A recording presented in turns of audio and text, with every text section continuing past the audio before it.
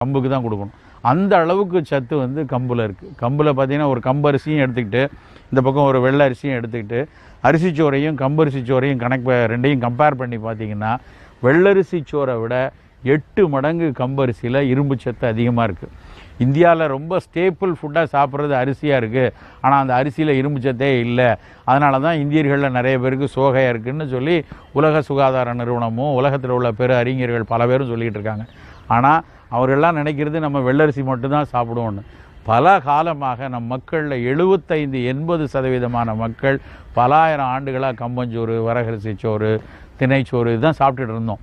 அரிசியினுடைய அரசியல் ரொம்ப உயர்ந்ததுக்கப்புறம் அதனுடைய வணிகம் ரொம்ப கூடினதுனால கடந்த ஒரு 100 வருஷமாக தான் எல்லாரும் அரிசியை நோக்கி நகர்ந்துகிட்டே வந்திருக்கோம்.